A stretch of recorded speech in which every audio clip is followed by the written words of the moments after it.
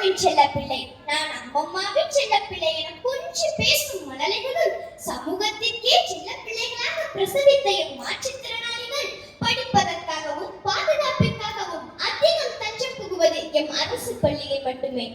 ஈன்ற பொழுதின் பெரிதுவக்கும் தன் மகனை சான்றோன் என கேட்கிறார் நம் ஐயன். என் அரசு பள்ளி குழந்தைகள் பல அம்மாக்களை இறப்பாலோ பிரச்சனைகளாலோ உணர்ந்து பாட்டிகளின் அரவணைப்பாலும் பள்ளி சத்துணவாலும் வளர்கின்றனர். தந்தை மகன் காற்றும் நன்றி அவையத்து முந்தியிருப்ப செயல். ஆனால் என் அரசு பள்ளியில் படிக்கும் பலரது அப்பாக்கள் மதுபான கடைகளில் முந்தியிருக்கும் ஆன்மாக்களாகவே உள்ளனர். இப்படி உள்ள அப்பாக்கள் எப்படி தன் மகனை கற்றோர் நிரம்பிய சபையில் முன்னிறுத்துவர்? என்ன வளர்ப்பில்லை என் அரசு பள்ளியில்? ஏன் காசை கொட்ட வேண்டும் மற்ற பள்ளிகளில் என்பதே என் கேள்வி.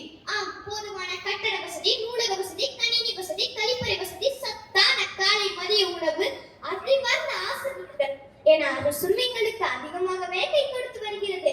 அது மட்டுமா, வருடம் ஒரு முறை கலை திருவிழா. அடடா, இது பற்றி தெரியாதவர்கள் சமூக வலைதளங்களை தட்டி பாருங்கள். எங்களது திறமைகள் உங்களை அசல வைக்கும், ஆட வைக்கும். மதிப்பெண்ணை மட்டும் அறுவடை செய்ய வைப்பதில்லை எப்பள்ளி. மிதிவண்டியில் என் நண்பர்களோடு செல்லும் அனுபவத்தை எந்த ஆடிக்காரும் தர முடியாது.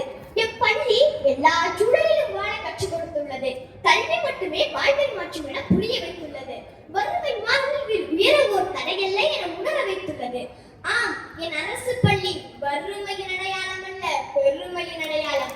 ஆம், என் அரசு பள்ளி வறுமையின் அடையாளம் அல்ல, பெருமையின் அடையாளம். அதிக பசியை தேடி வரும் குழந்தைகளுக்கு இதை தேடும் சரணாலயம் என் அரசு பள்ளி என்பதை நீங்கள் உணர அன்புடன் வேண்டுகிறேன். நன்றி, வணக்கம்.